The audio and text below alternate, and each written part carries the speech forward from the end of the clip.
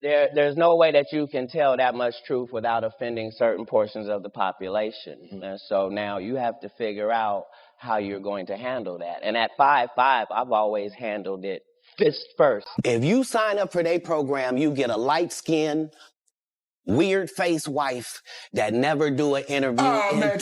Listen, in 20 years, won't do an interview. Nobody's ever talked to her, and she's never been interviewed anywhere. With Beyonce, you know, it's just a weird thing because I do love her so much, and I would never, ever want to do anything to hurt her or her image because she's, you know, she's important to us, but it's just a weird thing right now. Like, I love Beyonce still. And then you have celebrities like a Jay-Z. And this is where I think the whole fallout with the Beyonce, she's just kind of in the crosshairs because of all of what's going on in the media with respect to Jay-Z. There's no vindication for me because for 4 years, I've been screaming, not just Diddy, but Diddy and Jay-Z are monsters. And the victim-making machine kept going on. Years before 2024, Katt Williams repeatedly warned in interviews and stand-up that the entertainment industry was headed for a reckoning, a claim many initially brushed off as exaggeration until recent events gave those comments new traction. The highly publicized legal troubles surrounding Diddy shifted public perception of once untouchable figures, and now online conversations have turned toward Jay-Z, with some fans believing Katt's predicted timeline is playing out. Speculation intensified with unconfirmed rumors that Jay-Z and Beyoncé may have left the United States, sparking widespread online frenzy despite no official confirmation. Adding to the noise is resurfaced reporting referencing an old FBI tip linked to the Epstein files in which Jay-Z's name appeared alongside others. Though the reporting itself stresses uncertainty and hazy recollections, a nuance often lost as social media quickly filled with theories, reaction videos, and increasingly reckless attempts to connect the dots. So you take people like Jay-Z and Pusha T, they made their living killing our people. So how the f*** stand up for our people? You know what I'm saying? But we forget that because we love Jay-Z's music so much. We love Pusha's music so much, right? But you think they would ever, Beyonce had the best fit for somebody else? Yeah. You know what I'm saying? You think they would ever tell the truth? No, if they told the truth, they didn't go to jail. You know what I'm saying? So you have liars. Man. Liars are now the face of our culture. Approximately 2006, Blank last recalled being used by Epstein. Okay, so this is the first half and the section in which Jay-Z's name comes up. And while an allegation is an allegation is an allegation, what has me kind of skeptical here is the time frame in which Jay-Z is cropping up here. 1996, which is not the earliest point of his career, but early enough in terms of his studio album discography. He was barely having moved out of Marcy at that point, and his first record only sold like 43,000 copies. There's been a litany of debates going back and forth about like whether or not it would have been believable for Jay-Z to sort of have been in these kinds of circles way back in 1996, which I know the waters do get muddy a little bit because of how popular and massive Jay-Z is as a figure now. So as a result of that, it's kind of easy to almost like, you know, always imagine him in that frame. As online speculation continues to build, Jay-Z's core fan base has been just as vocal in pushing back, arguing that the narrative has grown exaggerated and detached from context. Supporters say the discussion feels less like accountability and more like history being retroactively reshaped, pointing to timing and plausibility as key issues. In 1996, they note, Jay-Z was still early in his career and lacked the global influence and access critics now assume he had, making such implications unlikely. From their perspective, present-day power dynamics are being unfairly projected onto the past. Many fans also compare the situation to last year's highly publicized Tommy Busby-related Jane Doe case, which eventually fell apart under scrutiny, viewing the current discourse as similarly driven by vague references, internet amplification, and guilt by association rather than solid evidence. So we should believe that in 1996, Jay-Z, still without a record label living in New York, was already hanging around with Harvey Weinstein. Sounds like BS just like the last time. But some people are saying this is the time period that Jay-Z was chasing LL Cool J around in clubs in New York to battle him for clout, and we're supposed to believe he was connected to Weinstein and Epstein. They're saying Jay-Z was a rapper who was getting dissed by Tupac, all right? So look, they're saying that, look, Jay-Z can't have been that popular. He didn't have this sort of Harvey Weinstein, Jeffrey Epstein connections in 1996. It was too early.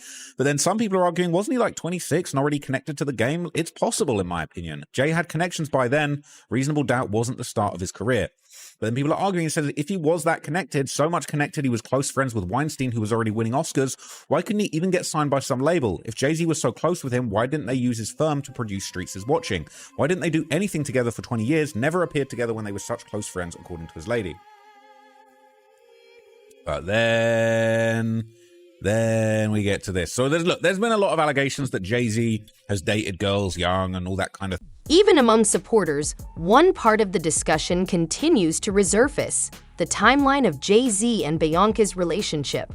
Widely circulated accounts claim Beyoncé was 17 when Jay-Z first showed interest in her, while he was already an established adult in the industry. Although their relationship later became one of the most celebrated partnerships in music history, the age gap has returned as a point of debate.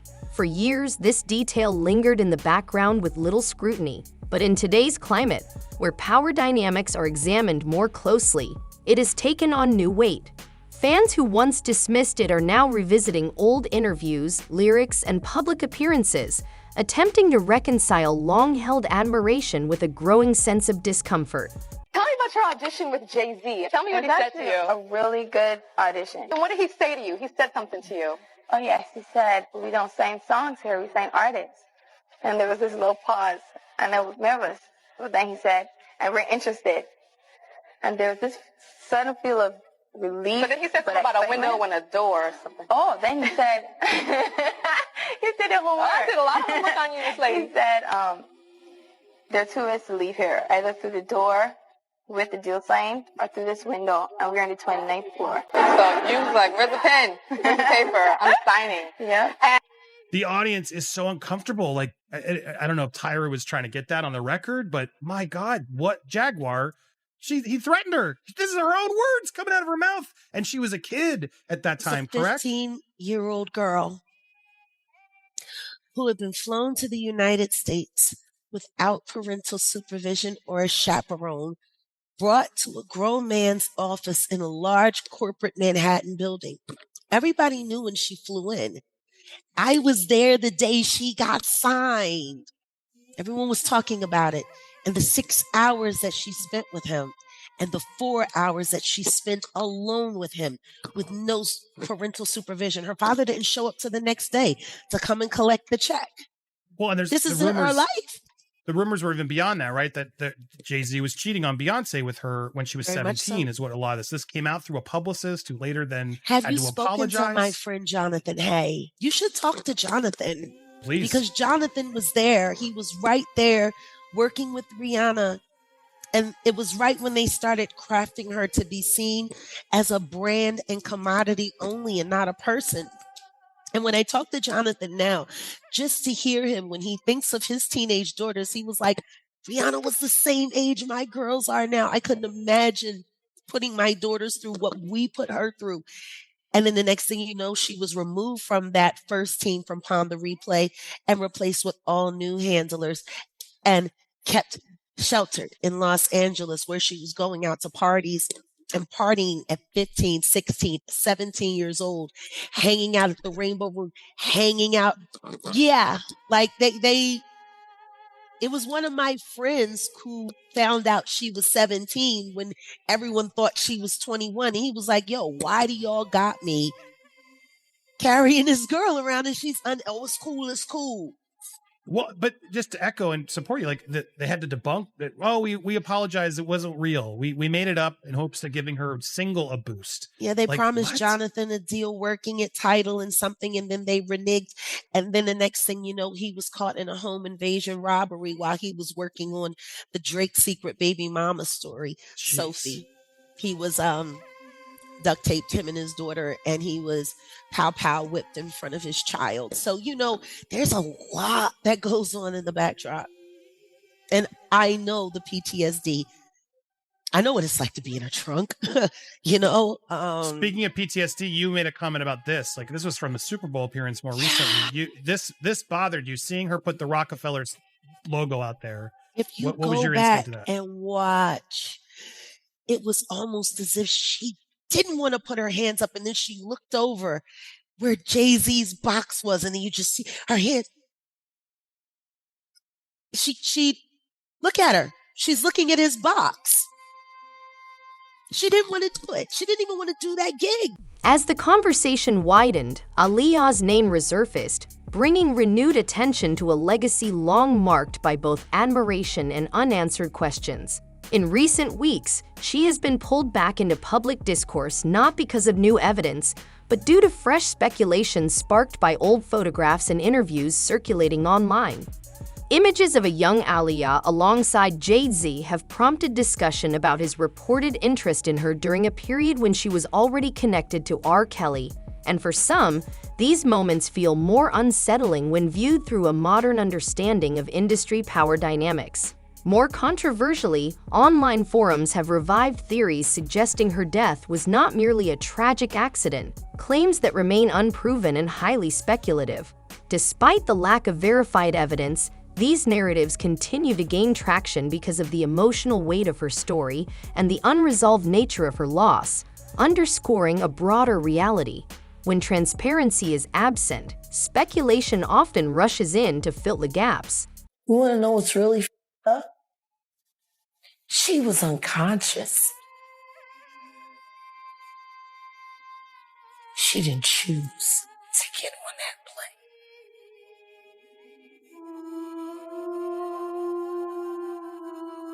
There were phone calls made.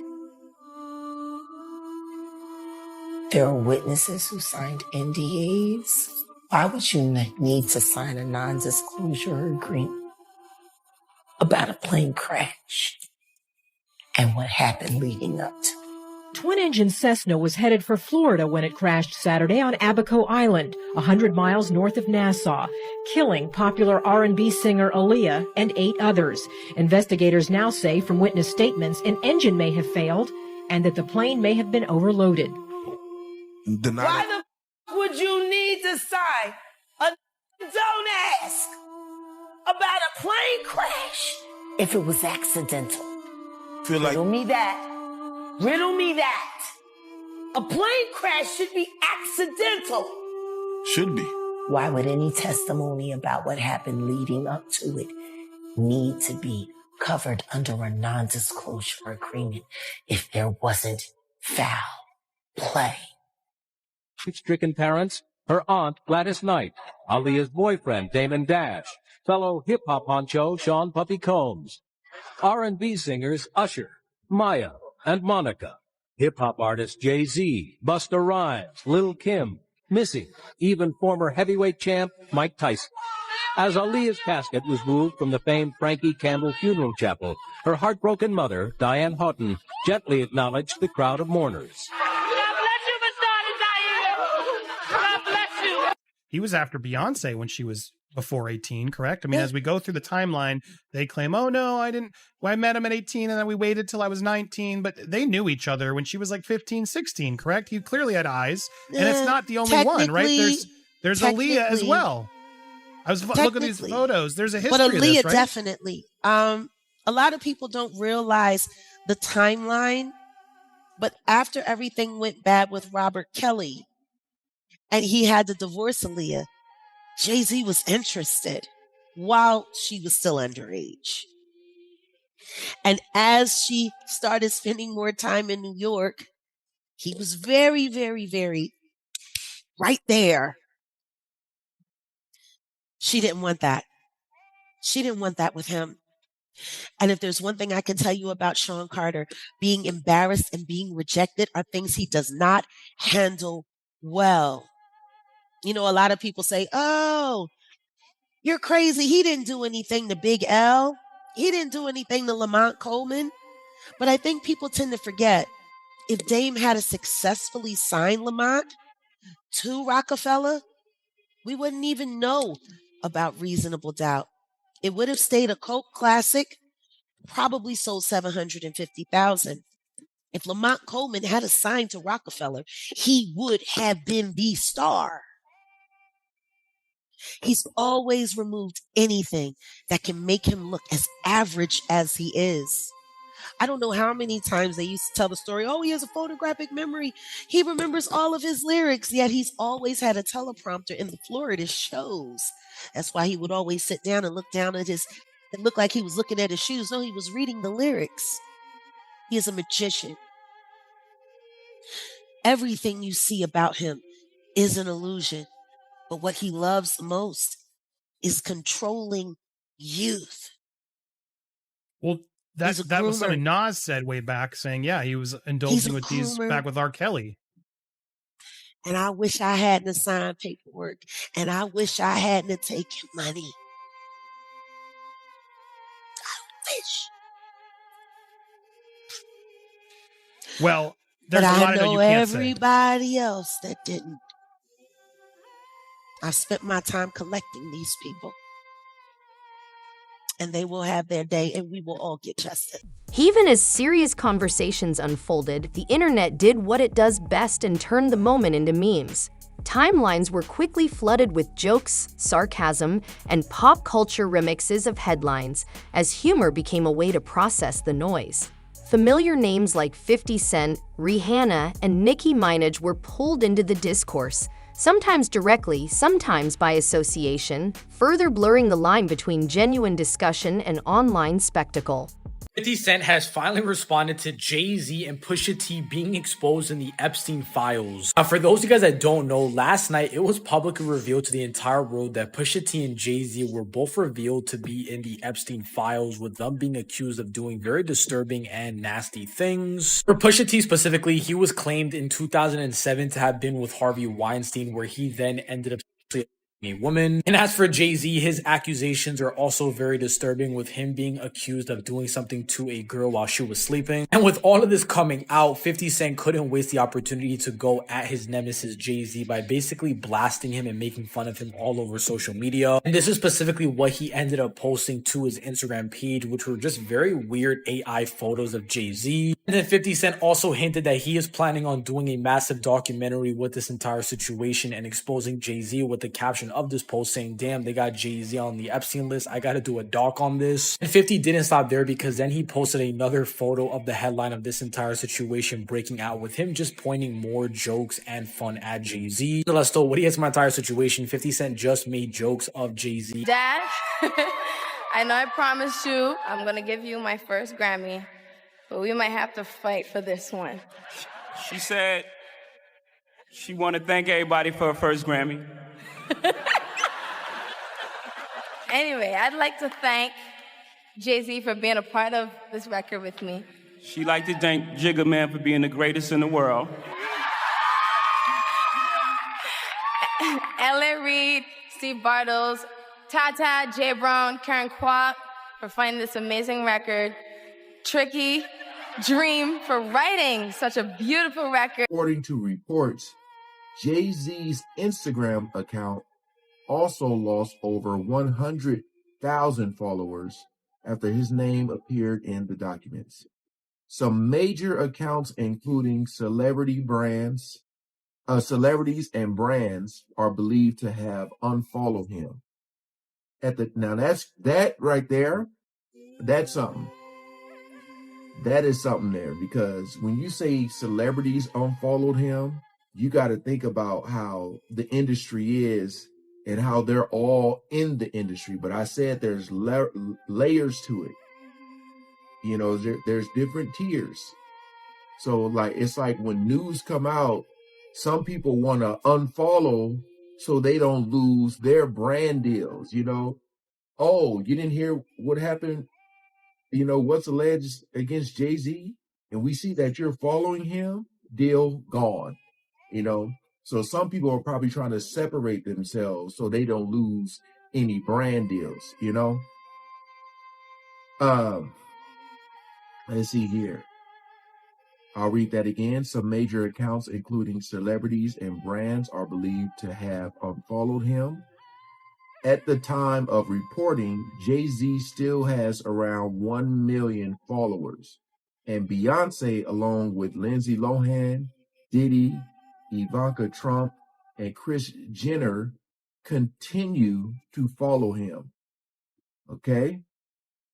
Speculations suggest Kim Kardashian, Rihanna, Apple Music, and the NFL may have unfollowed him as well. That right there is huge. I mean, extremely huge. For one, when you look at, which is crazy too, because you got Kris Jenner, the mama of Kim, still follow him, but they're saying that Kim Kardashian unfollowed him. Rihanna, again, Jay-Z is one of the dudes, you know, it was rumored some stuff with Rihanna and him and the whole Chris Brown situation. Again, I'm just saying rumors because we don't really know what the truth is. We can speculate, but yeah. Apple Music, man. Apple Music. But the NFL, Jay-Z, for you guys who don't know, I'm pretty sure most of you do, but Jay-Z is the one who, you know, helps the NFL find the talent for the halftime shows. You know, I remember Lil Wayne was mad at him because when you had the NFL in New Orleans and Lil Wayne wasn't part of the halftime show, it was like, what the hell? Y'all in my hometown, you couldn't even get me? People thought like, damn, Jay-Z is in this position. For sure, Lil Wayne is going to be there.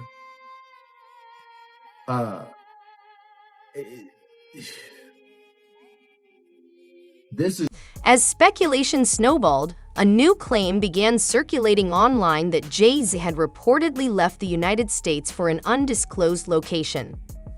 The phrase "gone full Diddy" quickly caught on, echoing recent controversies involving other high-profile figures and fueling a sense of déjà vu.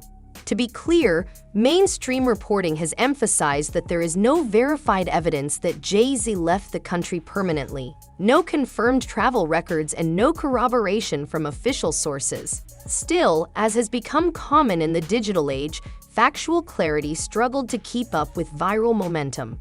Instagram post, Jay-Z has reportedly fled the country after his name allegedly appeared in newly resurfaced files, sparking a wave of speculation.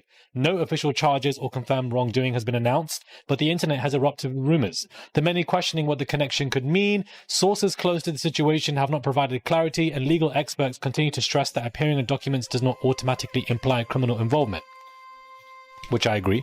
But still, the sudden disappearance from public view has only intensified the controversy, leaving fans and critics alike demanding answers as the story develops. Just when it seemed the conversation couldn't expand any further, another familiar name resurfaced. Rymer, long known for his claim that Jay-Z is his biological father. His paternity case was officially dismissed after a decade-long legal battle, and on paper, the matter was settled. Public narratives, however, don't always follow legal conclusions. Rimmer recently returned to the spotlight after expressing gratitude toward Nicki Minaj amid her online statements, and while he did not announce any new legal action, the timing of his reappearance reignited curiosity across social media. Fans began speculating about whether he might attempt to reopen the case or if his presence was purely symbolic. At present, there is no indication of any new filings or court proceedings, but the moment once again highlights a recurring theme in this unfolding story. Do you believe wholeheartedly that Jay's your father? I really do. And if it's not, why you can't prove me wrong? Like it's not far as a proving me wrong thing. It's go to the courtroom and basically do what everybody else would have to do. Like it's not, you don't have to prove me wrong. I just want the truth. Honestly, I can take a no. I can take, if I'm embarrassed at the end of the day, I can take that. I really can. I've been through a lot. Been seeing a lot. I could take me being embarrassed. Like this can't take nobody not saying nothing. Like, you know, it's not fair. I was 7. My mom had to sit down with me. I guess she thought I was old enough to know now. And she been saying, Sean Carter. That's what she was calling him at first before she was calling it Jay-Z. And I really didn't know who that was because I was young and, you know, had my little brother and I really wasn't worrying about it. She was saying it a lot, but I really just was going along with the person I was just seeing, like the person I looked at who was taking care of me at that time. I really wasn't really trying to understand what my mom was talking about, but she constantly put it in my head like, son, it's not your father. And I really want you to know it is. This person is your father. And I just want you to know. And she continued to tell me that over the years and over the years and over the years, even until I was grown. He never tried to contact me in any type of way. And that's all I'm asking is like, cause I honestly really want the case to be over with. Like I've been going through, just like I said, a lot. And as I said, I'm not chasing nobody. I'm not trying to do this to make somebody seem like a bad person, a bad father. I'm not trying to make nobody seem like a bad person or nothing. I'm just really coming out here for the truth. I don't want no money or anything. I wasn't looking for none of that. I just want to know the truth. And if I can't go to the courts and get the truth, like, what is it really? Why you? What is it? I just really want it over. It's something that's really affecting my life, and I just want it over with. I work every day. I also have my own kids to take care of. So it's like, it's been a journey for me. And it's just like, you know, I just got so much on my name right now. I never ask for money. I don't do interviews just saying, hey, Jay-Z, give me your money, or I'm coming at the Jay-Z for his money. I never did that. I'm not that type of person. I work for everything. Next is I'm just trying to basically make sure no other kids or nobody else in the world has to go through this. Basically, don't feel afraid to go to court and see if a person is your biological parents. You know, so many people are scared, and this is a big thing in the world. A lot of people don't have their fathers because they scared to go out and search for them. And sometimes it only take a little search, you know, go search. And if it's wrong, we're adults. Well, most of us adults, even for the teenagers, this being a role model for them, showing you can go in the courtroom, and if you're doing everything correctly, you should be able to just get treated as equal as the other person. I've always been a person that I never hate anyone. I never, you know, I don't walk around with hate for a person. So I try to teach my kids to just be the best that you can be. So that's just a motto I go off. I would never hate Jay-Z. You know, it was never that type thing. You know, I respect him for everything he did. And as I said, I've been going through a whole lot through these years because this case, like me, my mom, my godmom, we didn't seen the worst. We didn't have people, you know, slander my name. Like you want Jay-Z money. And I hear it all. I'm going to fight until I'm not here no more. And it's never going to be against no one. Like, you know, I'm going to continue to fight. It'll take another 10 years, maybe another 50. Maybe I'll take this to the grave. So what do you think? Is this just the internet racing ahead of the facts, or are we witnessing the early signs of another industry reckoning? Drop your thoughts in the comments below. And if you enjoyed this video, hit that subscribe button so you don't miss any future updates. Until next time, fam, keep it real.